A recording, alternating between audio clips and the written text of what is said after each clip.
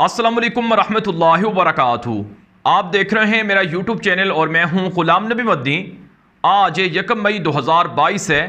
اور آج دن ہے اتوار کا۔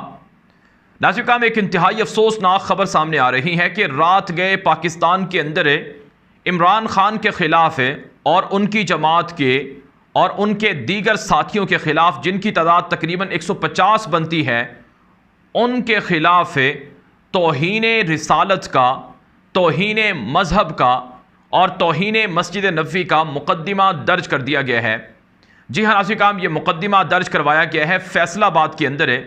جہاں پر ایک شہری نے یہ کہا ہے کہ مسجد نبوی کے اندر جو معاملہ پیش آیا، مسجد نبوی کے اندر جو افسوسناک واقعہ پیش آیا، اس کے پیچھے عمران خان کا ہاتھ ہے، اس کے پیچھے فواد چودھری کا ہاتھ ہے اور یہ پلاننگ کے تحت ہوا ہے۔ لہٰذا مقدس شاعر کی توہین کرنے پر عمران خان کے خلاف آرٹیکل 295 295 کی جو شکیں ہیں ان کے تحت سزا دی جائے، ان کے تحت انہیں گرفتار کیا جائے۔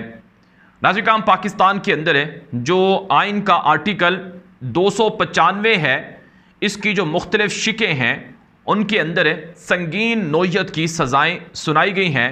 کیونکہ جو جرم سنگین نوعیت کا ہوتا ہے اس کی سزا بھی اتنی ہی سنگین ہونی چاہیے، اس میں کوئی شک نہیں ہے۔ جو 295A ہے، اس کے اندر کسی بھی مذہب سے تعلق رکھنے والے کو جذباتی اذیت پہنچانے کی سزا کا تعین کیا گیا ہے، جو 10 سال تک ہو سکتی ہے۔ 295B جو آئین کی آرٹیکل ہے، یہ شک ہے، اس کے اندر قرآن کریم کی بے حرمتی، اور 295C کے تحت معاذ اللہ رسول اکرم صلی اللہ علیہ وسلم کے خلاف گستاخی کی سزا مقرر کی گئی ہے،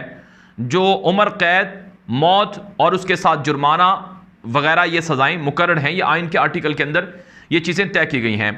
اب عمران خان کے خلاف جو مقدمہ درج کروایا گیا ہے، اس کے اندر بھی جو اس وقت آپ ہماری سکرین پر یہ جو FIR کاٹی گئی ہے، اس کی آپ یہ دیکھ بھی رہے ہیں، اس کے اندر جو آئین کی آرٹیکل لکھی گئی ہیں اس میں 109، 296، 295A اور 295T پہ یہ ان کو شامل کیا گیا ہے۔ یہ جو شکیں ہیں یہ لگانے کا کہا گیا ہے، اور کہا گیا ہے کہ اس سے مذہبی جذبات مجروح ہوئے ہیں، پاکستان کے اندر امن عامہ کا مسئلہ پیدا ہو گیا ہے، اور اسی طرح سے دیگر جو اسباب ہیں وہ بھی پیدا ہوئے ہیں۔ یہ ناظرین کرام FIR درج کروائی گئی ہے۔ ایک شخص ہے محمد نعیم ولد محمد امین مسرت، فیصل آباد کے علاقے، یہ جو محلہ کہکشاں کالونی ہے وہاں کا کوئی رہنے والا ہے، اس نے یہ FIR درج کروائی ہے۔ ناظرین کرام، کہا جاتا ہے کہ اب یہ جو معاملہ ہے یہ پورے پاکستان کے اندر پھیل چکا ہے۔ جیسے ہی رات کو یہ عمران خان کے خلاف یہ FIR درج کروائی گئی ہے، اس میں ناظرین کرام میں آپ کو نام بتا دیتا ہوں کہ کن کے خلاف یہ FIR درج ہوئی ہے۔ اس میں عمران خان کا نام ہے، فواد چودھری کا نام ہے، شیخ رشید کا نام ہے جو راولپنڈی کے ہیں، شہباز گل کا نام ہے، شیخ راشد شفیق کا نام ہے، اور اس کے علاوہ کچھ دیگر، قاسم سوری کا بھی نام اس کے اندر لکھا گیا ہے، اور اس کے علاوہ کچھ دیگر لوگ ہیں، ان کے نام تقریباً 150 لوگوں کے نام لکھے گئے ہیں کہ ان کے خلاف یہ تقریباً 150 یا 100 افراد ہیں جن کے خلاف یہ FIR کٹوائی گئی ہے۔ ناظرین کرام، یہ واقعہ جیسے ہی پاکستان کے اندر، یعنی FIR جب سے سامنے آئی ہے، سوشل میڈیا پر اس پر شدید قسم کا رد عمل آ رہا ہے۔ یہاں پر یہ بات سمجھنے کی ضرورت ہے کہ مسجد نبوی صلی اللہ علیہ وسلم کے اندر 2 روز پہلے جو واقعہ ہوا شہباز شریف کی جو وہاں پر جانے کے موقع پر، یہ واقعہ اتنا افسوسناک ہے کہ اس کی جتنی مذمت کی جائے اتنا کم ہے۔ رسول اکرم صلی اللہ علیہ وسلم کے مبارک شہر کے اندر جا کر جو انسان وہاں جاتا ہے یا اس کے بارے میں سوچتا ہے تو اس کے جذبات، کوئی بھی مسلمان ہے، اس کے جذبات جو ہوتے ہیں اسے بیان کرنا مشکل ہے۔ اور پھر جو شخص وہاں جاتا ہے، ادب، احترام اور دل کے اندر وہ عقیدت ہوتی ہے جسے بیان کرنا مشکل ہے۔ ناظرین کرام، میں نے خود رسول اکرم صلی اللہ علیہ وسلم کے مبارک شہر کے اندر، مبارک روضہ منورہ کے پاس لوگوں کو دیکھا ہے، ایسے لوگوں کو میں جانتا ہوں، ایسے لوگوں کو میں نے دیکھا ہے۔ اور ایک شخص تو وہ بھی تھا جو پاکستان کے ایک کسی علاقے سے آیا ہوا تھا، مجھے وہاں پر ملا تو وہ مجھے یہ کہتا ہے کہ میں رسول پاک صلی اللہ علیہ وسلم کے دربار کے سامنے یعنی آپ صلی اللہ علیہ وسلم کو سلام پیش کرنے کے لیے وہاں جانے کی جرت نہیں کر سکتا ہوں، مجھے ڈر لگتا ہے کہ میں کس منہ سے وہاں جاؤں گا۔ لوگوں کے اندر اس قدر احترام ہوتا تھا، اور ہم نے دیکھا کہ وہاں پر لوگ ادب اور احترام کے ساتھ آتے تھے اور ان کے اندر حد درجے احترام ہوتا تھا، یہاں تک کہ جب وہاں پر آنے والے جو باہر سے آنے والے زائرین ہوتے تھے، وہ جب میں ان سے ملاقات کرتا تھا تو وہ ہمیں خوش نصیب کہتے تھے کہ آپ لوگ خوش نصیب ہیں جو مدینہ منورہ کے اندر رہتے ہیں، آپ لوگوں کا اتنا نصیب ہے کہ آپ کو یہاں پر رہنا رسول اکرم صلی اللہ علیہ وسلم کے شہر میں نصیب ہوا۔ ناظرین کرام، یہ جو واقعہ مسجد نبوی صلی اللہ علیہ وسلم کے اندر ہوا، اتنا افسوسناک ہے، اتنا افسوسناک ہے۔ میں اپنی ذاتی آپ کو کیفیت بتا رہا ہوں کہ 2 دن تک اس پر رنجیدہ رہا ہوں۔ آپ صلی اللہ علیہ وسلم کا ذکر خیر سن کر، آپ صلی اللہ علیہ وسلم کے ساتھ اللہ رب العزت کی محبت سن کر، یقیناً جو وہ میرا اللہ ہی جانتا ہے جو کیفیت تھی، تو یہ سب چیزیں یہ غلط ہوا ہے، یہ واقعہ جتنی مذمت کی جائے غلط ہوا ہے۔ اس واقعے کے اندر جو ملوث ہیں انہیں سزا دی جائے، انہیں سخت سے سخت سزا دی جائے، اس میں کوئی شک نہیں ہے، کوئی دو رائے نہیں ہے۔ ناظرین کرام، جن لوگوں نے اس واقعے کی تعویلات کی وہ بھی غلط ہیں۔ اس واقعے کی یہ تعویلات کی گئی، یہ تو صحن کے اندر ہوا ہے، چاہے صحن ہو، چاہے مارکیٹ ہو، چاہے ناظرین کرام حدود حرم ہو، مدینہ منورہ کے اندر یہ واقعہ نہیں ہونا چاہیے تھا، اور میں تو یہاں تک کہتا ہوں کہ سعودی عرب کے اندر یہ واقعہ نہیں ہونا چاہیے تھا۔ اور اسی طرح سے یہ پاکستان کا مسئلہ ہے، یہ پاکستان کی ساکھ کا مسئلہ ہے۔ اس طرح کا واقعہ وہ کسی اور شہر میں بھی نہیں ہونا چاہیے تھا، سعودی عرب کے کسی بھی شہر میں نہیں ہونا چاہیے تھا۔ ہم جانتے ہیں کہ جب سعودی عرب کے اندر کوئی بھی نیشنلٹی کا حامل شخص کوئی برا کام کرتا تھا تو اس کو لوگ یہ نہیں کہتے تھے کہ یہ اکرم نے کیا ہے، یہ احمد نے کیا ہے، یہ وقاص نے کیا ہے، کسی ایک کی طرف انگلیاں نہیں اٹھتی تھیں، بلکہ کہا جاتا تھا کہ پاکستانی ایسا کرتے ہیں، وہ پاکستان کو برا بلا کہتے تھے۔ تو اس لیے پاکستان کی ساکھ جہاں بھی متاثر جو بھی کرے گا، اس کی مذمت بلا تفریق کرنی چاہیے، اس پر کوئی دو رائے نہیں ہے۔ اور ہم نے اس واقعے کی مذمت کی، اس واقعے کے خلاف آواز اٹھائی، اور اب بھی اٹھاتے ہیں کہ جو ملوث ہیں انہیں سزا دی جائے۔ لیکن ناظرین کرام، یہ جہاں مسلمانوں کے جذبات کو ٹھیس پہنچانے کا مسئلہ ہے، وہیں ناظرین کرام یہ مسلمانوں کے درمیان تفریق کرنے کے لیے بھی کچھ لوگ اس واقعے کو استعمال کر رہے ہیں۔ رسول اکرم صلی اللہ علیہ وسلم کا نام لینا اور آپ صلی اللہ علیہ وسلم کا نام ادا کرنا، اس میں بھی احتیاط کرنی چاہیے،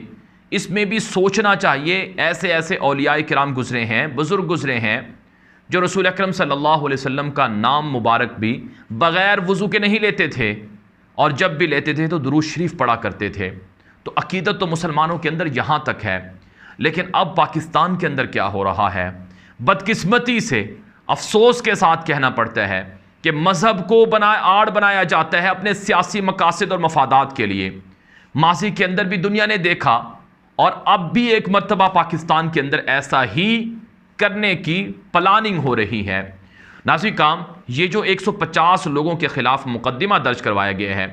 اگر اس کے اندر جس طرح سے شیخ رشید کا نام لیا گیا ہے، کہا جا سکتا ہے کہ شیخ رشید نے اس واقعے سے پہلے کچھ ویڈیوز کے اندر یہ کہا تھا کہ ان کو مدینہ منورہ کے اندر بھی چور چور کہا جائے گا، یا جہاں بھی جائیں گے وہ چور چور کہا جائے گا۔ اب ان کی نیت وہ ان سے جا کر پوچھی جائے گی، کیونکہ انسان کسی کی نیت کے خلاف ہے اس طرح سے بات نہیں کر سکتا، یا تو اس کے کہے ہوئے یا تو کوئی ایسا واضح طور پر ثبوت ہو جس کے اوپر یہ بات کہی جا سکے کہ ہاں ان کی مراد یہی تھی کہ وہ پلاننگ کر رہے تھے۔ تو شیخ رشید کے خلاف، یا دوسرے لفظوں میں آپ کہہ سکتے ہیں کہ ان کی جو ویڈیو ہے اس کا مقصد ہی یہ تھا، اس سے یہی ثابت ہو رہا ہے۔ آپ اس کو ثابت کر لیں، مان بھی لیں، تو سمجھ میں آتی ہے کہ ہاں یہ ملوث ہو سکتا ہے اس واقعے کے پیچھے، کیونکہ ان کے بھتیجے ہیں غالباً شیخ راشد شفیق کے، انہوں نے بھی وہ ایک ویڈیو بنائی ہے کہ جس میں وہ کہتے ہیں کہ یہ ہم نے ان کو چور چور کہا، یہ بدنام ہو گئے ہیں یہاں پر شہباز شریف جیسے لوگ۔ تو ان کے بارے میں کہا جا سکتا ہے کہ عین ممکن ہے انہوں نے کوئی پلان کیا ہو۔ لیکن ناظرین کرام، عمران خان کا نام اس ایف آئی آر کے اندر سر فہرست لکھا گیا ہے۔ جی ہاں ناظرین کرام، عمران خان کا نام اس ایف آئی آر کے اندر سر فہرست لکھا گیا ہے۔ اب عمران خان نے کیا یہ کہا ہے کہ مدینہ منورہ کے اندر جو واقعہ انسیڈنٹ پیش آیا یہ عمران خان کے کہنے پر ہوا ہے، یا عمران خان نے اپنے بندے خود وہاں بھیجے تھے جنہوں نے یہ واقعہ کروایا؟ ناظرین کرام، عمران خان کا تو کل یہ بیان سامنے آ چکا ہے کہ میں سوچ بھی نہیں سکتا کہ میں کسی کو آوازیں کسنے کا مدینہ منورہ کے اندر کہوں گا۔ عمران خان نے تو یہ بھی کہا ہے کہ کوئی عاشق رسول ایسی بات نہیں کر سکتا ہے۔ اور اسی طرح سے تحریک انصاف کے اسد عمر کی جانب سے، علی محمد خان کی جانب سے، شہریار افریدی کی جانب سے اور دیگر رہنماؤں کی جانب سے بھی اس واقعے کی مذمت کی گئی ہے۔ اگرچہ ناظرین کرام کچھ لوگوں نے چور چور کے واقعے کی جو ویڈیو ہے وہ شیئر کی ہے، جو نہیں کرنی چاہیے تھی، غلط ہے یہ بات، اسے نہیں شیئر کرنا چاہیے تھا، لیکن ناظرین کرام عمران خان کا نام اس ایف آئی آر کے اندر درج کروایا گیا ہے۔ آپ اس سے اندازہ لگا سکتے ہیں کہ پاکستان کو کس طرف دھکیلنے کی کوشش کی جا رہی ہے۔ پاکستان کے اندر پہلے ہی علماء کرام کو، مذہبی جماعتوں کو یہ تنقید کی جاتی ہے کہ یہ مذہب کو استعمال کرتے ہیں۔ پہلے ہی یہ کہا جاتا ہے کہ یہ جو آئین کے اندر آرٹیکل 295C ہے، اس کو ختم کرنے کے لیے پہلے ہی قادیانی زور لگاتے ہیں کہ اس شک کا استعمال غلط ہوتا ہے، کسی کے اوپر توہین ثابت بھی نہیں ہوتی، اس کے اوپر بھی یہ مقدمہ درج کروا دی جاتا ہے۔ یہ مخالفین کہتے ہیں، قادیانی کہتے ہیں، یہاں تک کہ مغرب کی این جی اوز بھی یہ باتیں کہتی ہیں۔ اب اس واقعے کے اندر یعنی عمران خان کے خلاف ایف آئی آر درج کروا کے اس کے خلاف ایک مرتبہ پھر یہ ہوا دی گئی ہے کہ ہاں یہ کہا جائے کہ یہ شک ٹھیک نہیں ہے۔ فائدہ کس کو پہنچنے والا ہے، اس پر غور کرنے کی ضرورت ہے۔ پھر ناظرین کرام، عمران خان کے خلاف یہ توہین رسالت کی یا توہین مذہب کی یہ جو ایف آئی آر کٹوائی گئی ہے، مقدمہ درج کروایا گیا ہے، اس پر سوچنا چاہیے کہ وہ شخص جو ناموس رسالت کی بات اقوام متحدہ کے پلیٹ فارم پر کرتا ہے، جو اقوام متحدہ دنیا کے تمام ملکوں کا نمائندہ پلیٹ فارم ہے، وہاں پر کھڑے ہو کر وہ ناموس رسالت کا مقدمہ لڑتا ہے کہ تم ہمارے رسول اکرم صلی اللہ علیہ وسلم کے بارے میں نہیں سمجھتے ہو، نہیں جانتے ہو، وہ ہمارے دلوں کے کتنے قریب ہیں، اس کا احساس تمہیں نہیں ہو سکتا ہے، مغرب کے اندر رہنے والے لوگوں کے اندر نہیں ہو سکتا ہے۔ عمران خان اگر یورپ جاتے ہیں تو وہاں پر رسول اکرم صلی اللہ علیہ وسلم کا یہ معاملہ اٹھاتے ہیں کہ وہ کتنی عظیم ہستی ہیں جو ہمارے دلوں کے اندر بستی ہیں، آپ ان کو نہیں نکال سکتے ہیں۔ وہ شخص جو ناموس رسالت کے حوالے سے اور گستاخوں کے خلاف اقوام متحدہ میں قرارداد منظور کرواتا ہے کہ اسلامو فوبیا جرم ہے، اسلامو فوبیا کے اندر ناموس رسالت بھی آ جاتی ہے، اور اسی طرح سے گستاخی جو کی جاتی ہے وہ بھی آ جاتی ہے کہ مسلمانوں کو مذہب کی وجہ سے نفرت کا سامنا کروانا یا مسلمانوں کو ان کے مقدس نبی صلی اللہ علیہ وسلم کی وجہ سے نفرت کا ان کو نشانہ بنانا یہ غلط ہے۔ آپ اس شخص کے خلاف توہین رسالت کا مقدمہ درج کروا رہے ہو، وہ شخص جو عقیدت میں اتنا ڈوبا ہوا ہے کہ وہ رسول اکرم صلی اللہ علیہ وسلم کے مبارک شہر میں جب اترتا ہے تو وہ جوتے پہن کر نہیں جاتا، ننگے پاؤں جاتا ہے، اور اس کے اندر ادب کا یہ مقام ہے کہ وہ کہتے ہیں کہ یہاں پر میرے جوتے بھی نہ لگیں۔ وہ شخص جو پاکستان کے اندر رسول اکرم صلی اللہ علیہ وسلم کا سب سے زیادہ نام لیتا ہے بطور حکمران۔ آج تک پاکستان کی تاریخ میں ایسا کوئی حکمران نہیں آیا جس نے رسول اکرم صلی اللہ علیہ وسلم کا نام تقاریب کے اندر لیا ہو، سرکاری پلیٹ فارم پر لیا ہو اور اتنی زیادہ مرتبہ لیا ہو۔ نواز شریف کو آپ دیکھ لیں، وہ عمران خان سے زیادہ پاکستان کا حکمران رہا ہے، آپ ان کی تقاریر اٹھا کر دیکھ لیں، آپ دکھائیں نکال کر کہ کتنی مرتبہ انہوں نے رسول پاک صلی اللہ علیہ وسلم کا نام لیا ہے۔ ناظرین کرام، وہ شخص جو پاکستان کے اندر جو ریاست مدینہ ہے اس کی بات کرتا ہے، وہ کہتا ہے رسول اکرم صلی اللہ علیہ وسلم کی سیرت لوگوں کو سمجھاتا ہے کہ آپ کی احادیث یہ تھیں کہ چور کے لیے کسی بھی طرح سے معافی نہیں تھی، امیر اور غریب میں کوئی تفریق نہیں تھی۔ وہ شخص جو پاکستان کے اندر سکولوں میں سیرت طیبہ کے مضامین شامل کرواتا ہے کہ سیرت پڑھائی جائے بچوں کو، وہ شخص جو پاکستان کے اندر قرآن پاک کی تعلیم کو لازمی کرواتا ہے اسکولوں کے اندر، وہ شخص جو پاکستان کی اسمبلیوں کے اندر لفظ خاتم النبیین کو لازمی قرار دیتا ہے کہ رسول پاک صلی اللہ علیہ وسلم کے ساتھ خاتم النبیین کا لفظ بھی پڑھا جائے گا، لکھا جائے گا۔ وہ شخص جو پاکستان کے اندر مختلف صوبوں کے اندر ایک ایجوکیشن سسٹم لانا چاہتا ہے جس کے اندر قرآن پاک بھی ہو، سیرت طیبہ بھی ہو۔ नाज़रीन کرام وہ شخص ہے جو پاکستان کے اندر ہے رحمت للعالمین صلی اللہ علیہ وسلم نامی اتھارٹی بناتا ہے کہ ہم دنیا کو بتائیں گے کہ ہمارے نبی کیسے تھے. وہ شخص جو ملیشیا کے وزیر اعظم ڈاکٹر مہدیر محمد اور اسی طرح سے ترک صدر طیب اردوان کے ساتھ مل کر ایک ایسا میڈیا کا نیٹ ورک بنانا چاہتا ہے جس کے اندر رسول اکرم صلی اللہ علیہ وسلم کی تعلیمات مغربی دنیا تک پہنچائی جائیں، اس شخص کے بارے میں توہین رسالت کا الزام لگانا اور اسے توہین رسالت کا ذمہ دار ٹھہرانا کتنا بڑا جرم ہے، کتنی بڑی منافقت ہے. ناظرین کرام، آپ کے سیاسی اختلافات اپنی جگہ پر ہوں گے، آپ عمران خان کی سیاسی پالیسیوں سے اختلاف کر سکتے ہیں، سیاسی اقدامات سے اختلافات کر سکتے ہیں، لیکن آپ ایک مسلمان کو، ایک محب وطن کو اور ایک اسلام اور سیرت سے محبت کرنے والے شخص کو جب آپ اسلام کے دائرے سے نکالتے ہیں تو آپ کو اپنی آخرت کی فکر کرنی چاہیے. ناظرین کرام، بدقسمتی سے میں انتہائی درد دل کے ساتھ، افسوس کے ساتھ یہ بات کہہ رہا ہوں کہ پاکستان کے اندر کچھ لوگ ہیں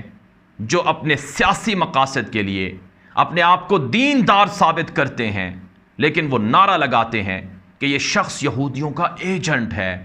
یہ شخص ریاست مدینہ کا نام استعمال کرتا ہے،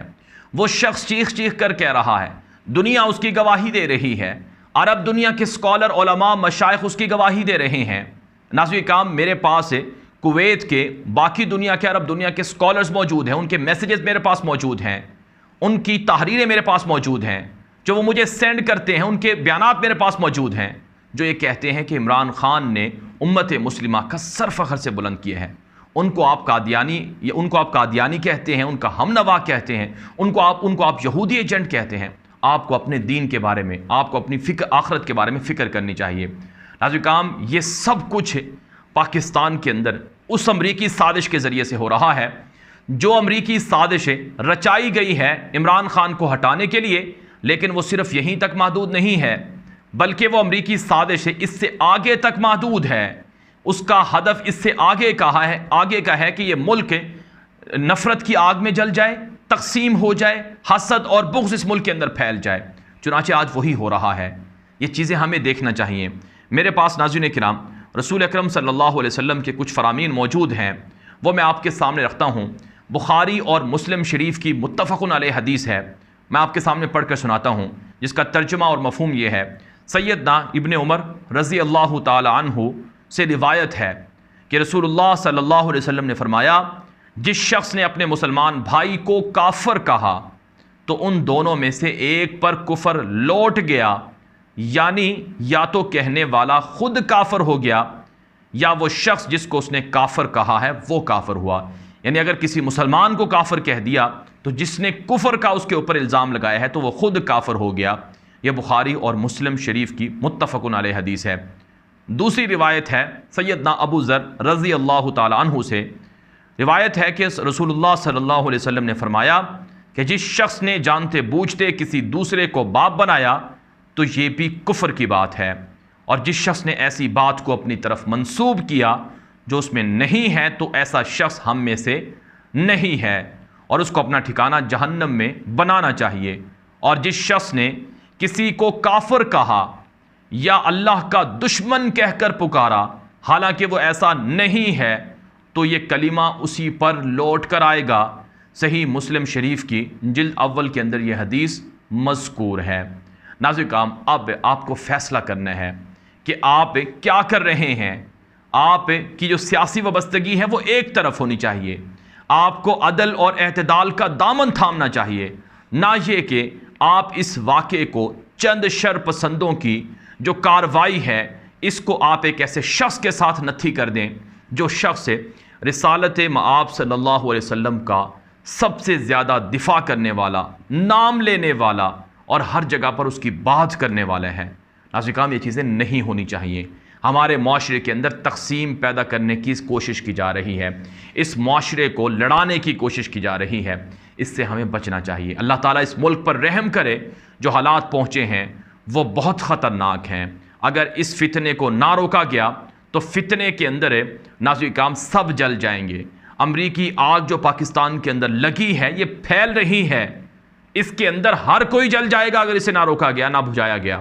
اس سے پہلے کہ دیر ہو جائے فتنوں کی زد میں آ کر سب رگڑے جائیں، سب بھسم ہو جائیں اور سب اس آگ کے اندر جل جائیں. ہمیں پہل کرنی ہوگی، سچ کو سچ کہنا ہوگا، غلط کو غلط کہنا ہوگا اور اس طرح کے رویوں سے باز آنا ہوگا. ناظرین کرام، میں یہ نہیں کہتا کہ جو لوگ اس واقعے کے اندر ملوث ہیں انہیں سزا نہ دی جائے، انہیں بچایا جائے، میں اس کا حامی نہیں ہوں، بلکہ انہیں سزا دی جائے. میں نے شروع میں آپ کو یہ بات کہی ہے، لیکن خدا را اس واقعے کو سیاست کی بھینٹ نہ چڑھائیں. اللہ تعالیٰ اس ملک پر رحم کرے اور ہم سب کو رسول اکرم صلی اللہ علیہ وسلم کی سچی محبت اور آپ صلی اللہ علیہ وسلم کی سچی اتباع اور سنت پر عمل کرنے والا بنائے، آپ کی سیرت پر عمل کرنے والا بنائے. یہ ویڈیو ہر جگہ پر عام کر دیں تاکہ زیادہ لوگ یہ معلومات حاصل کر سکیں. اب تک کے لیے اتنا ہی اجازت دیجیے. السلام علیکم ورحمۃ اللہ وبرکاتہ.